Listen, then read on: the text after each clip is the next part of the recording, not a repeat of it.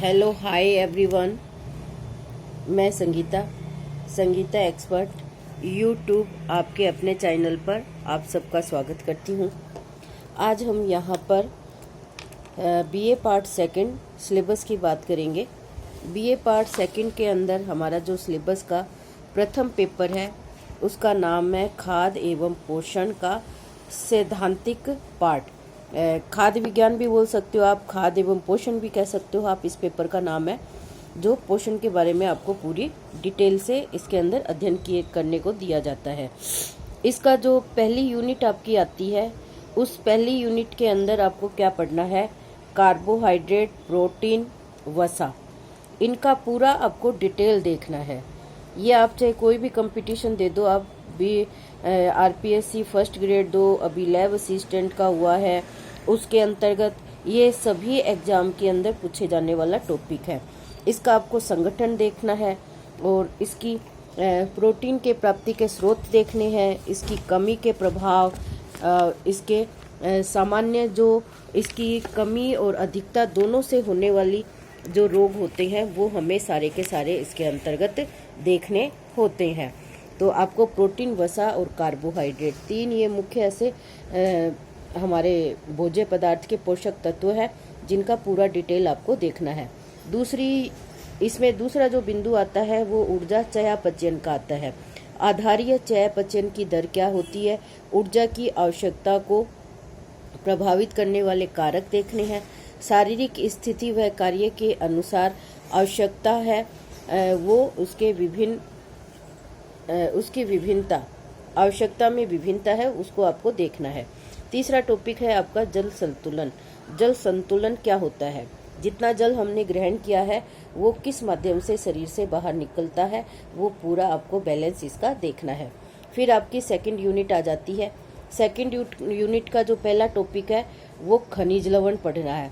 खनिज लवण के साथ आपको विटामिन पढ़ना है। इस यूनिट में आपके दो टॉपिक है और जो बीए पार्ट सेकंड का जो सिलेबस है उसमें आपके खनिज लवण है उसका भी आपको ज़्यादा अध्ययन नहीं करना है, कुछ ही 4-5 नाम दे रखे हैं उसी को ही देखना है। वैसे खनिज लवण हमारे बहुत होते हैं। खनिज लवण की दैनिक आवश्यकता क्या है, इनके कार्य क्या है, इनकी अधिकता का प्रभाव, इनकी कमी का प्रभाव है, अधिकता और कमी दोनों देखनी है। जिसमें देखना किसका है, एक तो कैल्शियम देखना है, एक फास्फोरस देखना है, लोहा देखना है, आयोडीन देखना, फ्लोरीन और सोडियम के स्रोत आपको देखने हैं। विटामिन है, कार्य, दैनिक आवश्यकता, प्राप्ति के साधन, कमी, अधिकता, इनको प्रभावित करने वाले कारक। वसा में घुलनशील विटामिन ए और डी देखना है आपको, और जल में घुलनशील विटामिन में आपको B1 देखना है, B2 देखना है, नियासिन देखना है, नियासिन को B3 के नाम से बोला जाता है, फोलिक अम्ल देखना है और साथ में आपको विटामिन सी देखना है। तीसरी यूनिट आपकी आहार नियोजन की आ जाती है, जिसमें आपको विभिन्न आयु के लिए अलग अलग उनकी प्रस्तावित पोषक तत्वों के आधार पर उनकी मात्राएं देखनी है।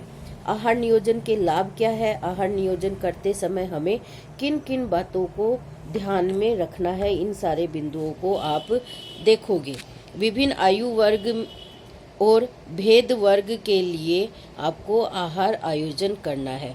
विभिन्न आयु वर्ग का मतलब है जब बच्चा जन्म लेता है, जब से लेकर वृद्धावस्था तक के हर अवस्था के बारे में आपको आहार नियोजन करना आना चाहिए। यानी किसी भी अवस्था का आहार नियोजन के ऊपर प्रश्न है वो पूछा जा सकता है।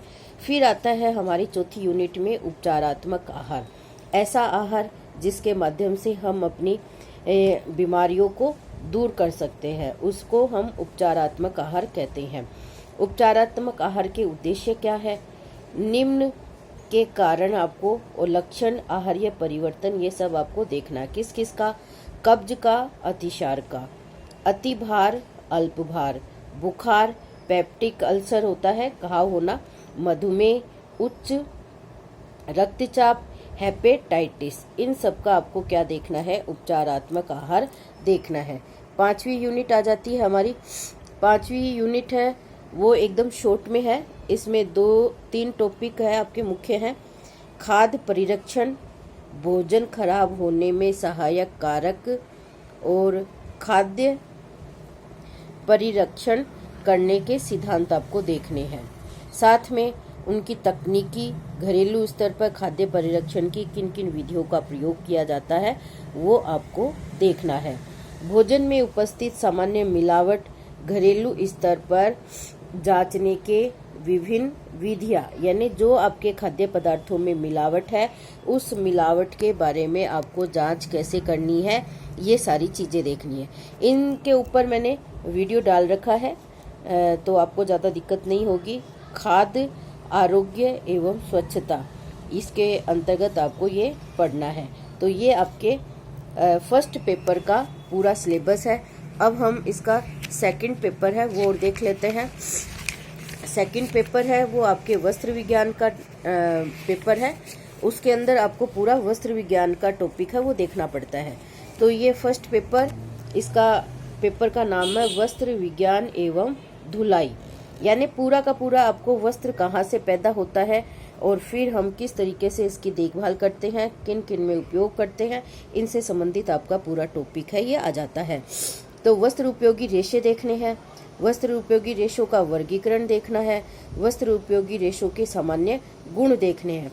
तो इन पे भी मैंने वीडियो डाल रखा है कि वस्त्र उपयोगी रेशों का वर्गीकरण क्या है, उनके गुण क्या है। प्राकृतिक रेशे जिसमें कपास, लिनन, रेशम, ऊन और उनका उद्गम, निर्माण प्रक्रिया, विशेषताएं, उपभोक्ता के लिए इसका महत्व और संरक्षण, इन सबको हमें देखना है। तो इसमें मैंने कपास, रेशम, ऊन, लिनन, जूट, इनके ऊपर भी अलग से इनका वीडियो डाल रखा है कि कैसे इनकी उत्पादन प्रक्रिया के माध्यम से इनको उत्पादित करते हैं।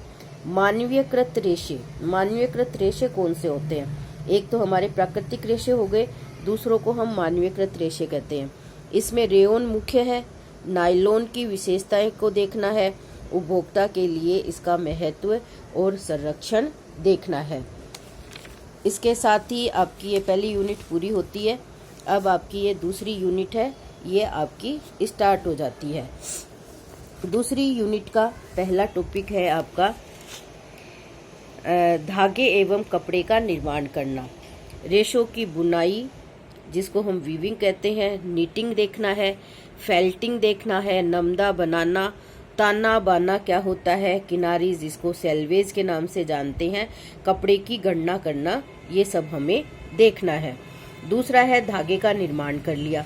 धागे का निर्माण, कताई के विभिन्न तरीके, धागों के विभिन्न प्रकार, बुनाई, करघा एवं उसके भाग देखने हैं, विभिन्न प्रकार की बुनाइयाँ देखनी है, सादी और ट्विल बुनाई देखनी है, साटिन, सैटिन, पाइल और जेकार्ड बुनाई देखनी है। तो ये दूसरी यूनिट में आपको इतना पढ़ना है। तीसरी यूनिट है आपकी परिसज्जा अर्थ। परिसज्जा क्या है? परिसज्जा का उद्देश्य क्या है? परिसज्जा की विभिन्न विधियाँ क्या है? विरंजक, कड़ा करना, टैटरिंग करना, मर्सराइजिंग करना, नक्काशी करना, रोए उठाना, सिकुड़न रोधी परिसज्जा, और साथ में ज्वलनशीलता शील परिसज्जा, कीट रोधी परिसज्जा, स्थायी स्त्री परिसज्जा है। ये आपकी तीसरी यूनिट देखने को मिलती है। चौथी यूनिट में आपको विभिन्न प्रकार के रंगों के बारे में जानकारी लेनी है। विभिन्न प्रकार के रंग जिसमें रंगाई की विधियाँ, रंगाई की प्रक्रिया, फिर छपाई आ जाता है, छपाई के विभिन्न प्रकार आ जाते हैं, ब्लॉक, स्क्रीन, रोलर के द्वारा या अवरोधी, डिस्चार्ज और द्विपक्षीय छपाई है, उसको हम इसके अंतर्गत देखते हैं। फिर आता है भारत के परंपरागत कढ़ाई और बुनाइयों का प्रारंभिक ज्ञान, और ये हमें देखना है ब्रोकेट का, कश्मीरी कढ़ाई का, और पंजाब की फुलकारी का, बंगाल का काथा, गुजरात का पटोला, उत्तर प्रदेश की चिकनकारी। ये इस पे भी मैंने आपको लैब असिस्टेंट के अंतर्गत आपको वीडियो बना के दिया है, तो उसमें आपको ये सारी प्रकार की है। परंपरागत कढ़ाई क्या है, परंपरागत वस्त्र कौन कौन से हैं, तो वो सारे कढ़ाई और वस्त्र है, दोनों को ही मैंने उसमें अपलोड कर रखा है। चौथी यूनिट में आ जाता है घर में प्रयोग आने वाले विभिन्न प्रकार के वस्त्रों का चयन, जिसमें बच्चे, महिला और पुरुष इन सभी से संबंधित आपको वस्त्र है वो देखना है। और लिल्लन एवं साज सज्जा हेतु चादरें, पर्दे, कालीन, तौलिया इत्यादि प्रयुक्त वस्त्र देखना है। और इसके साथ साथ आपको देखना है कि इसके जो प्रभावित करने वाले कारक है उसमें जलवायु, आरामदायक, उपयोगिता, अवसरानुसार, व्यक्तित्व अनुसार, और साथ में उम्र इसका जो प्रभावित करने वाला कारक है, और इसकी कार्य क्षमता, बजट, फैशन, बनावट, रंग, डिजाइन। यानी ये ऐसे तत्व है जो आपके आहार को भी प्रभावित करेंगे और आपके वस्त्र विज्ञान की प्रक्रिया को भी इसके अंतर्गत प्रभावित करने वाले कारक यही सेम कारक है जो दोनों के अंदर आपको एक तरीके से ही बताने होते हैं। फिर आपका आ जाता है कि ये जो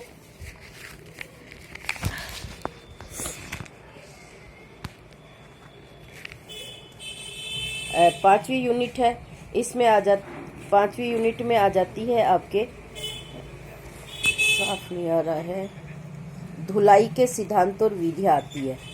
धुलाई के सिद्धांत क्या है हमारे और धुलाई की विधियाँ क्या है।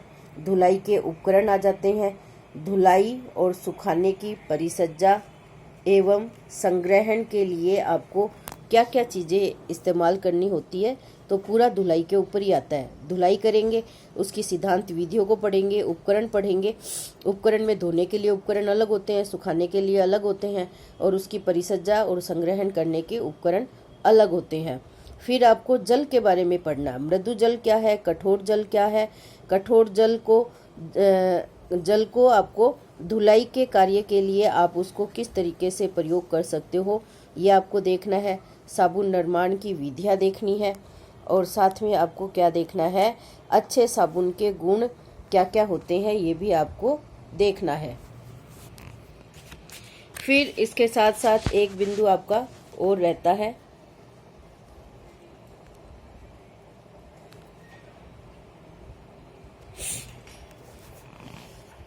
इसके अंदर आपको आ जाते हैं ये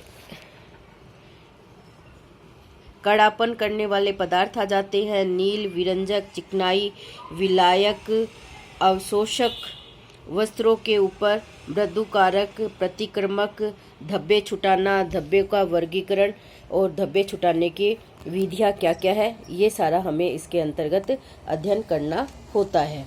तो आज के वीडियो में इतना ही। तो ये अगर वीडियो आपको पसंद आया हो तो इसको लाइक शेयर करना नहीं भूलना। All the best.